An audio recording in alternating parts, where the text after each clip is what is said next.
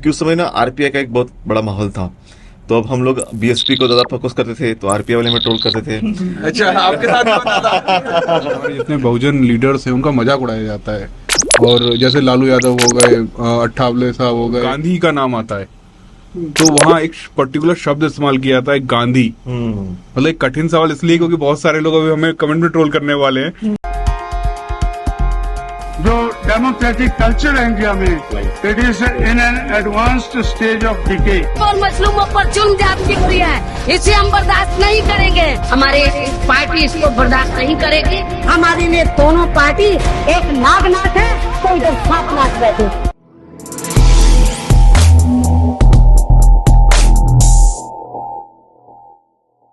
अभी हम लोग हैं नागपुर में, और नागपुर एक ऐसी जगह है जिसको मैं हमेशा बोलता हूँ कि ये हमारा ड्रीम लैंड है। मानते हो कि नहीं मानते? कितने लोग आए हैं यहाँ पे पहली बार? मैं आया हूँ। सारे पहली बार हैं उसको छोड़कर। और यहाँ पर हम लोगों ने ना बहुत कुछ देखा सर। मतलब आपको क्या बताएं, हमारे साथ हैं बहुत लेजेंडरी अमन कामले सर। और यहाँ मेरा सपना था कि हम आवाज इंडिया के स्टूडियो में आकर कभी बैठे, देखें कि वो कैसे काम करते हैं, और आज वो सपना पूरा हो गया हमारा। क्या बोलते हो? जी बिल्कुल। हम देखते थे कि ये कैसा स्टूडियो होगा, लेकिन हमें देखने को मिला कि हाँ है ना, हमें जुनून आया देख ये मतलब ऐसा लगा ना कि यार ये सैटेलाइट टीवी के बराबर है। अगर हम आज से 4-5 साल पहले यहाँ आ जाते तो हमें लगता है यार कि नहीं यार, हमारे यहाँ भी बहुत स्टैंडर्ड मेंटेन किया जाता है। जी जी। क्या बोलते हो? कल तक हम सोच रहे थे कि हम स्टैंडर्ड मेंटेन कर रहे हैं, यहाँ आकर हमारे सपने तार हो गए एक तरीके से। सपने को नई दिशा मिली, ऐसा बोलो। ये नई दिशा मिल रही है, ऐसा कह सकते हैं आप। मुझे एक बार मौका मिला था, मैं नोएडा में, वहाँ ज्यादातर जो है बहुत सारे वो स्टूडियो वगैरह बने होते हैं न्यूज चैनलों के, बहुत बड़े बड़े। और मुझे एक बार मौका मिला था वहाँ जाने का, तो मैंने देखा था कि वहाँ भी कुछ यही सेटअप था, सेम सेटअप था। और मतलब ये भी नहीं कि साइज भी ऐसा ही था। जो हमें टीवी में दिखता है ना वो अलग चीज होती है, और एक्चुअल में जो होती है वो सब एडिटिंग का खेल होता है। तो यहाँ पे जो स्टूडियो बहुत शानदार है सर। 10 साल की मेहनत। यस। और अभी आप कैसा फील करते हैं? आवाज इंडिया किस दिशा में जा रहा है अभी? यस, थैंक यू अंजुल, और आप सबका बहुत बहुत स्वागत। और नागपुर में आने के बाद और आवाज टीवी के स्टूडियो में आने के बाद में बहुत ही अच्छा लगा कि आप लोग यहाँ पे आए, इतनी दूर से चल के आए, तो आपका बहुत बहुत स्वागत। और जैसा कि आवाज इंडिया टीवी की बात है कि 10 साल का ये सफ़र है, और इस सफ़र में कई हमने उतार चढ़ाव भी देखे हैं, क्योंकि 2016 में ऐसा एक वक्त भी आया था कि जब हमने पूरे देश में अपने चैनल की शुरुआत की थी, और लगभग देश के 13 राज्यों में हम लोग पहुंच गए थे। और लगभग उस समय मुझे लगता है कि हम लोग 30 करोड़ के आसपास लोगों तक पहुंच भी गए थे। लेकिन सैटेलाइट चैनल चलाना अपने आप में बहुत ही मुश्किल भी होता है और जोखिम भरा भी होता है। और ऐसे में आप कम्युनिटी चैनल जब चलाते हैं, वो डेडिकेटेड होता है जब फुले शाह अम्बेडकर एडमिशन के लिए, बुद्धिज्म के लिए, तो थोड़ा सा उसे फाइनेंशियल क्रंच काफ़ी आता है। बट स्टिल एनीवे उसके बाद भी हमें वापस आना पड़ा सैटेलाइट से, और एक लिमिटेड दायरे में रहना पड़ा। लेकिन ये एक वक्त होता है, आने वाले वक्त में और भी आगे जाने के लिए हमने और कई तरीके सोचे हैं, और डेफिनेटली आने वाले कुछ सालों में हम फिर से पूरे भारत में इसका टेलीकास्ट शुरू कर सकेंगे। सर यहाँ पर जैसे हम लोग है ना, सब लोग नए जनरेशन वाले हैं। मतलब मैं तो फिर भी थोड़ी, मेरी इन सबसे बड़ा हूँ मैं। लेकिन अभी जब हम लोग है ना इस तरह से शूट करते हैं ना, जैसे अगर हम यूपी गए या हम जो है राजस्थान गए, तो अब जो वहाँ पर सरकारें हैं जिनका काम है वो हम दिखा देते हैं। कभी आप ट्रोल हुए कि यार ये यही पार्टी का क्यों दिखा रहे हो? ये डेफिनेटली ऐसा तो होता है। और हमने तो अभी सोशल मीडिया तो अभी बहुत अभी आया है, लेकिन हमने 10 साल के पहले से भी शुरुआत की थी। तो डेफिनेटली हमारे ऊपर एक लगता था कि उस समय ना आरपीआई का एक बहुत बड़ा माहौल था। तो अब हम लोग बीएसपी को ज्यादा फोकस करते थे, तो आरपीआई वाले में ट्रोल करते थे। अच्छा, आपके साथ भी होता था? आपके साथ भी होता था? यस। तब ट्रोलिंग इस तरह से नहीं था सोशल मीडिया पे, लेकिन लोग हमें चिट्ठियां भेजते थे, हमें कॉल करते थे, मैसेज भेजते थे। चिट्ठियां भेज के ट्रोल होते थे सर आप? बड़ी बात है ये। तो उस वक्त वो समय भी था कि लोग पोस्ट कार्ड भेजते थे, या फिर ट्रोलिंग का नया पुराना तरीका है। और अब नया जो तरीका है वो इंस्टेंट होता है। कांग्रेस के लोग भी बोलते थे कि आप केवल बीएसपी को ही ज्यादा फोकस करते हो, तो कांग्रेस के लोग भी आते थे। वो ये बाबा साहब की पार्टी आरपीआई थी, और आप आरपीआई को कम दिखाएंगे तो लोग बोले दिखाएंगे, ऐसा नहीं था इनसे, क्योंकि बीएसपी का मूवमेंट उस समय काफी ऊंचाई पे भी था। और जैसा कि 2012 में मायावती, 2012 तक मायावती सीएम भी थी, और एक लोगों में एक बहुत उत्साह भी था। तो उस समय डेफिनेटली था कि बीएसपी की खबरें ज़्यादा चल रही थी, आरपीआई कई जगह विभाजित थी तो उसमें उनकी खबरें कम चल रही थी, और फिर कांग्रेस और बाकी पार्टीज को भी उतना प्रोमिनेंस मिलता नहीं था। तो ये बहुत ये था, और हमने भी बीएसपी में कुछ समय काम भी किया था, तो एक थोड़ा सा लगाव भी था बीएसपी से।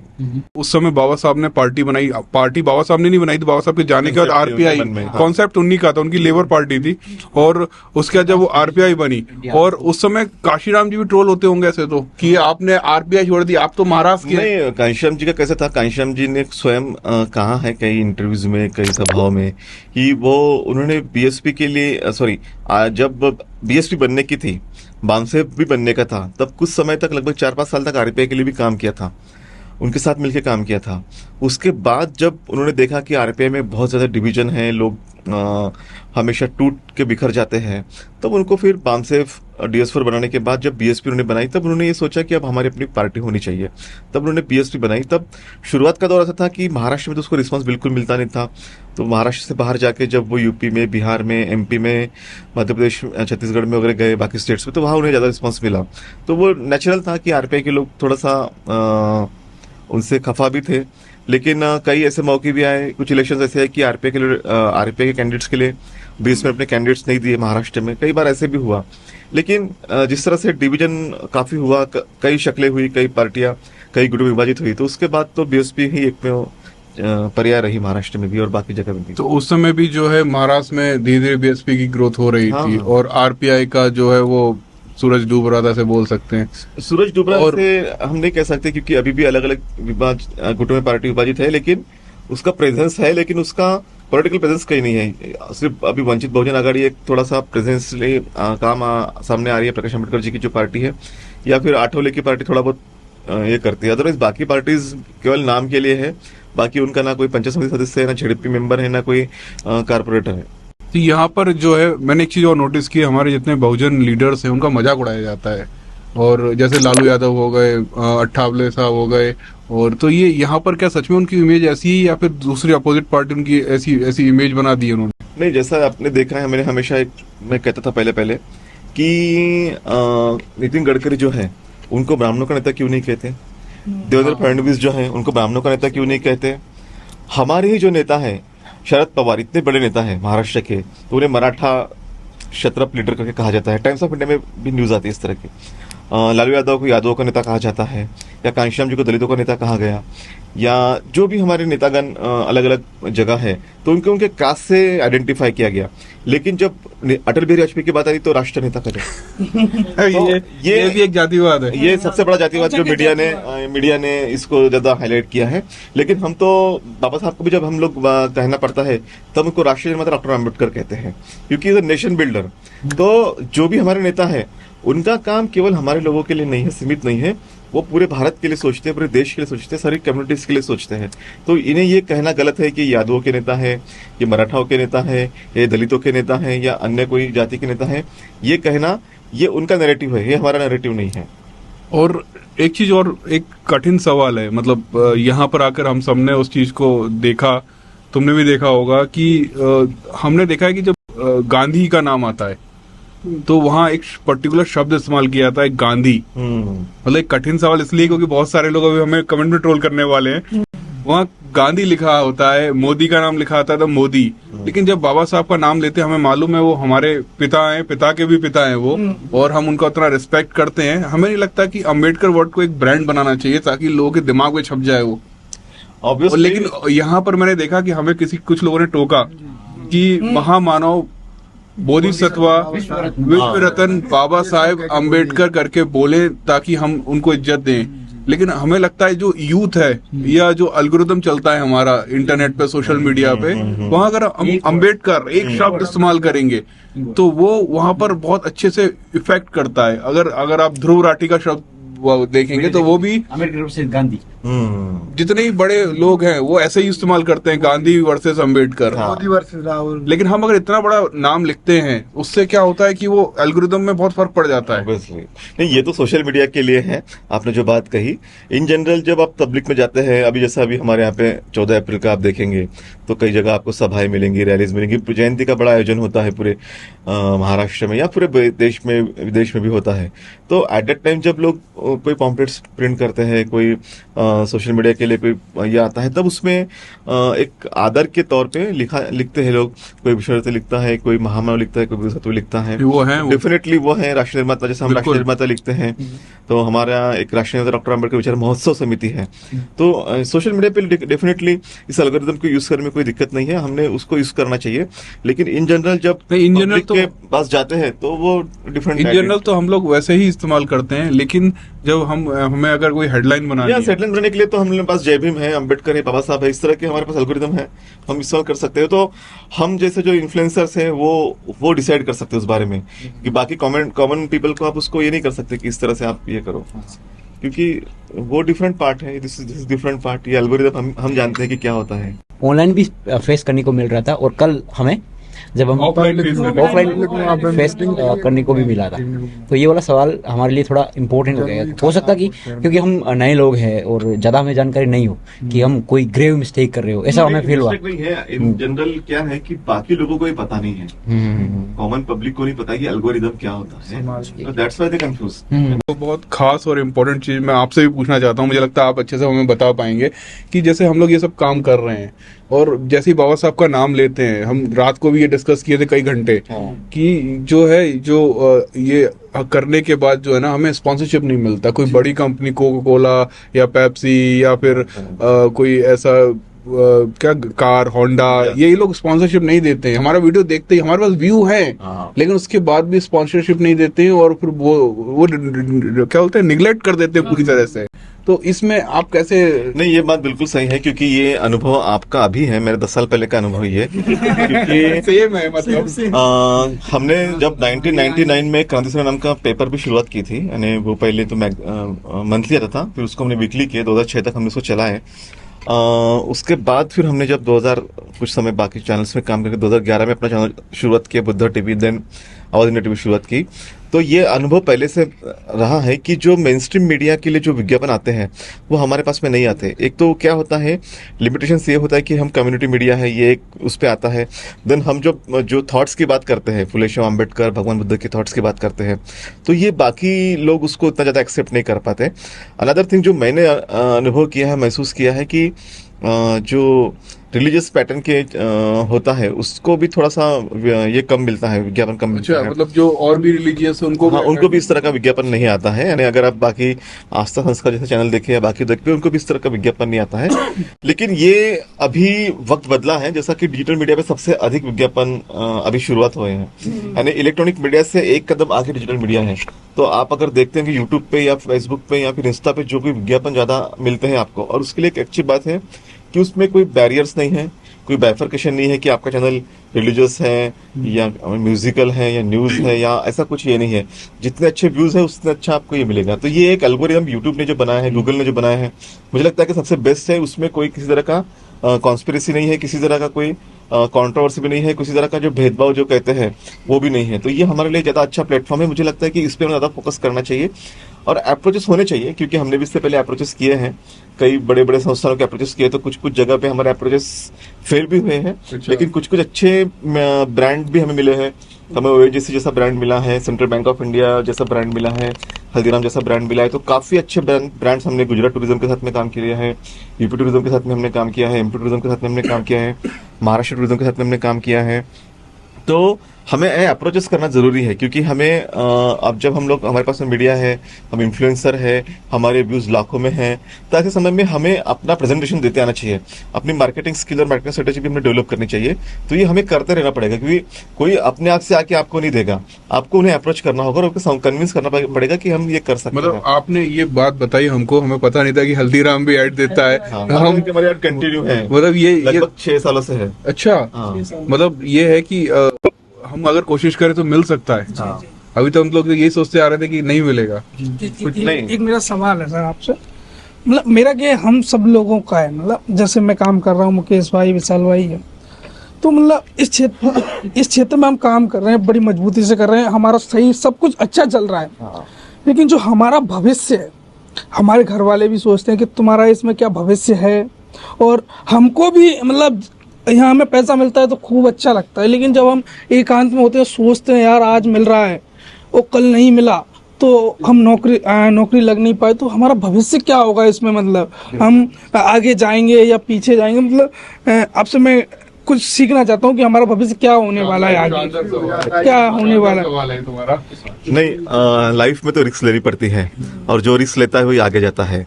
और सबसे इम्पोर्टेंट बात जो है, जो मैंने महसूस की है इतने सालों में, क्योंकि मैंने भी, जो आपके मन में सवाल आता है मेरे मन में भी सवाल आता रहता है हमेशा, क्योंकि हम तो अभी लगभग 22-23 साल से मीडिया के सेगमेंट में हैं, लगभग 25 साल भी हो जाएंगे। तो मुझे ये हमेशा बात आती थी मन में कि हमारा भविष्य क्या होगा, लेकिन हमने सोर्सेस डेवलप किए, हमने कम्युनिटी डेवलप की, हमने अपने लोगों का विश्वास और ट्रस्ट डेवलप किया।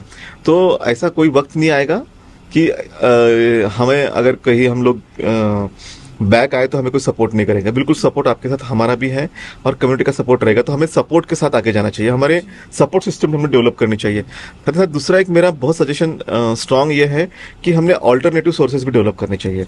ज़रूरी नहीं कि हमने केवल इसी को डेडिकेशन और कमिटमेंट फुल टाइम दे, हमें इसको तो कंटिन्यू रखना ही है, लेकिन हमारे कुछ ऑल्टरनेटिव सोर्सेज के ऊपर भी हमें ध्यान देने की ज़रूरत है। क्योंकि क्या होता है कि यूट्यूब या सोशल मीडिया का जो सेगमेंट है, इसमें कई बार ऐसा होता है कि आप बहुत मेहनत भी कर लेते हो, लेकिन कई बार वीडियोस को व्यू भी नहीं मिलते हैं, कितने भी अच्छा कंटेंट क्यों ना हो, लेकिन व्यूज नहीं मिलते हैं, और उसके लेवल पे उतना रिटर्न्स भी आपको नहीं आता है, जो आप काम करते हो उसके लेवल पे रिटर्न्स नहीं आता है। बाकी चैनल्स का कैसा है, उनके बाकी के मेन स्ट्रीम मीडिया खुद होने के बाद वो छोटे छोटे भी, आज तक ने भी बहुत सारे अपने मोबाइल तक जैसे या फिर मुंबई तक सब अलग अलग निकाले हैं, हमारे टी9 डिजिटल भी सपोर्ट निकाला है, तो इनका खुद का अपना बहुत बड़ा नेटवर्क है, या फिर ललन टॉप जैसे भी चैनल्स हैं, तो उनको बाकी का सपोर्ट सिस्टम बहुत ज़्यादा अच्छा है।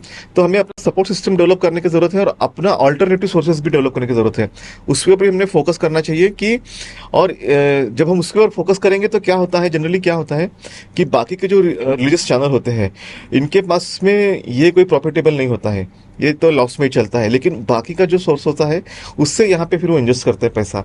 तो ये बातें हमने थोड़ी सी ध्यान देने की जरूरत है कि आने वाले समय में, जैसा कि आपने कहा है, बहुत ही वाजिब सवाल था, ये हमें भी सताता है हमेशा, लेकिन हमने अपने कुछ सपोर्ट सिस्टम डेवलप किए हैं और कुछ ऑल्टरनेटिव सोर्स भी डेवलप किया है कि जिससे हम इसको भी सपोर्ट कर पाए। तो अपना सपोर्ट सिस्टम और ऑल्टरनेटिव सोर्स, मुझे लगता है कि इस पर हमने फोकस करने की जरूरत है। सर, आपका एक मेन स्ट्रीम का चैनल है, मुझे ये बताइए इसको खड़ा करने के लिए कितना कैपिटल लग सकता है? ये बहुत बड़ा पेचीदा सवाल है। कैपिटल तो बहुत ज़्यादा लगता है और वो अनबिलीवेबल है, क्योंकि आज के कंडीशन में इसका सोचना भी मुश्किल होता है। बट क्या होता है, जैसा मैंने कहा कि रिस्क इम्पोर्टेंट और एक पैशन और एक कमिटमेंट, हम सब लोग जो बने हैं वो पैशन के कारण है, हमारे मन में पैशन है, कमिटमेंट है, इसलिए हम लोग इतना सब कुछ कर पाते हैं। क्योंकि मुझे पता है कि सोशल मीडिया में इतना पैसा नहीं आता है, या फिर हम लोग भी जिस तरह का चैनल चलाते हैं उस पर इतना पैसा नहीं आता है, लेकिन एक पैशन है, कमिटमेंट है। लेकिन सैटेलाइट टीवी चैनल चलाना अपने आप में और रन करना बहुत ही बड़ा जोखिम भरा काम है, क्योंकि पैसा बहुत लगता है। और अगर आज आप एक रीजनल चैनल भी शुरू करना चाहें, न्यूज़ चैनल, तो 50 करोड़ एटलीस्ट कम से कम लगेगा। अगर आप एक एंटरटेनमेंट चैनल शुरू करना चाहें, 100 करोड़ एटलीस्ट लगेगा। डिस्ट्रीब्यूशन पे ज़्यादा खर्च होता है, प्रोडक्शन में ज़्यादा खर्चा होता है, तो बहुत सारा क्रिएटिविटी पे बहुत खर्चा होता है, तो बहुत सारा खर्चा लगता है इसमें, एक्सपेंसिव काफ़ी पार्ट है। लेकिन जैसा मैंने कहा कि पैशन, कंपैशन, एक कमिटमेंट और रिस्क लेने की एक चाहत जो होती है, उससे हम कर पाते हैं। तो ये लेकिन मेरा अभी मानना ये है, मैं हमेशा बहुत सारे जगह जहाँ जब भी आता हूँ कहता हूँ कि अभी सैटेलाइट टीवी चैनल के बारे में ज़्यादा सोचने की ज़रूरत नहीं है, या अभी जो सोशल मीडिया है ये काफ़ी स्ट्रांग है। अगर आज की कंडीशन में हम देखें कि सब्सक्रिप्शन हमेशा बढ़ते जाएगा, वो कम नहीं होते जाएगा। आज अगर हमारे पास 18 लाख सब्सक्रिप्शन है, तो भविष्य में हम सोचते हैं कि आने वाले 5 सालों में उसको कम से कम 50 लाख तक लेके जाए। आपके पास अगर 1 लाख है तो आप सोचेंगे कि मैं 10 लाख करूंगा, आपके पास अगर 2 लाख है तो आप सोचेंगे कि मुझे 15 लाख तक जाना है, आप सोचेंगे कि मुझे 20 लाख तक जाना, सब लोग अपने सोचेंगे। तो ये हमेशा बढ़ने वाली चीज़ें हैं, और ये जो नया जनरेशन है वो भी मोबाइल पे है, अब मैक्सिमम लोग मोबाइल पे ही अपना समय देते हैं। तो ये एक बहुत ही ऑल्टरनेटिव और बहुत ही रिजनेबल मीडिया है। सबसे इंपॉर्टेंट बात, ज़्यादा एक्सपेंसिव नहीं है, और आपकी बात आप दुनिया के किसी भी कोने में आप पहुंचा सकते हैं। तो इस पे ज़्यादा फोकस और कंसंट्रेशन करने की ज़रूरत है, और जैसा मैंने कहा कि अल्टरनेटिव सोर्सेज को डेवलप करने की ज़रूरत है। तो मुझे ऐसा लगता है कि हम सब ने मिलकर इस पे ज़्यादा थोड़ा फोकस करने की आवश्यकता है। क्या सर ऐसा जो हम लोग काम कर रहे हैं सब लोग और भी इस क्षेत्र में आएंगे, मतलब हाँ, और लोग आए थे जाएंगे। यस सर, तो क्या हमारा या उन लोगों का करियर बन सकता है यहाँ, मतलब डेफिनेटली करियर बनेगा, क्योंकि क्या है कि इसमें ग्रोथ ज्यादा है। अब इस पहली बार ऐसा हुआ है कि इस बार मैंने एक रिपोर्ट पढ़ी थी कि डिजिटल मीडिया पे सबसे अधिक विज्ञापन आने वाले हैं जी इस साल, और लगभग कंफर्म नहीं है लेकिन लगभग समथिंग 45% डिजिटल मीडिया पे है और 43% इलेक्ट्रॉनिक मीडिया पे है। तो इस तरह से डिजिटल मीडिया का प्रेजेंस इतना ज्यादा हो गया है, क्योंकि सबसे ज्यादा आज यूट्यूब जो है गवर्नमेंट ऑफ इंडिया को रेवेन्यू देता है 50,000 करोड़ के ऊपर, क्योंकि उसका ये बीच में एक बहुत बड़ा विज्ञापन भी आया था। तो सबसे बड़ा प्लेटफॉर्म है भारत के अंदर, और भारत जो है, इंडिया जो है लगभग 130 करोड़ वाला देश है, और 130 करोड़ में से आज लगभग 50% आबादी जो है वो उनके पास में स्मार्टफोन है, वो इंटरनेट इस्तेमाल करते हैं। तो लगभग 65 करोड़ लोगों तक आप पहुंच सकते हैं। हालांकि ये लक्ष्य बड़ा है, लेकिन अगर हम जाएंगे उस दिशा में काम करेंगे तो लक्ष्य फिर छोटा भी नहीं होता है। तो ये एक ऑल्टरनेटिव जो सोर्स बना है, एक ऑल्टरनेटिव जो मीडिया बना है। अब लोग कहते हैं कि अदानी जी के पास इतने पैसे नहीं बचे कि वो खरीद पाएंगे, तो ये एक मजाक में भी कहते हैं। तो ये तो इसको कोई खरीद नहीं पाएगा, ये तो आप अपना एक अभिव्यक्ति है, इसको जैसे चाहे आप इस्तेमाल कर सकते हैं, जैसे चाहे आप बात कर सकते हैं, लेकिन कानून के दायरे में रह गए, किसी के ऊपर हेट स्पीच ना करते हुए, बिल्कुल एक फॉलो करते हुए, कोड को फॉलो करते हुए हमने अपनी बातें बताने की जरूरत है। और मतलब हम लोग है ना, काफी कुछ जानने को मिला हमको कि जो परिस्थितियां हमारे साथ आज हो रही हैं वो आपके साथ पहले भी होती, 10 साल पहले भी होती थी। और बहुत सारे ऐसे सवाल थे जो मुझे लगता है कि निरंजन का कि भाई आगे क्या होगा, है ना, और ये ट्रोल हो रहे हैं तो कैसे उनको जवाब दें। आप मतलब चिट्ठियों से ट्रोल को जवाब बिल्कुल देते आप चिट्ठियों से ट्रोल होते थे सबसे बड़ी बात ये स्टोरी नहीं सुनने को मिली हमको। और इसकी ट्रेन है, छूट जाएगी, तो हम इसको यहीं खत्म करते हैं, जो है आपको ये कर देंगे, स्टेशन तक छोड़ देंगे। और ये पॉडकास्ट आप लोगों को कैसा लगा बताइए। और ये राउंड टेबल टॉक का ये लेटेस्ट पॉडकास्ट था, अगर इस टाइप के वीडियोस आपको अच्छे लगे तो हम उनको और डालेंगे। तो इस पे ही खत्म करते हैं। थैंक यू सर, बहुत बहुत शुक्रिया।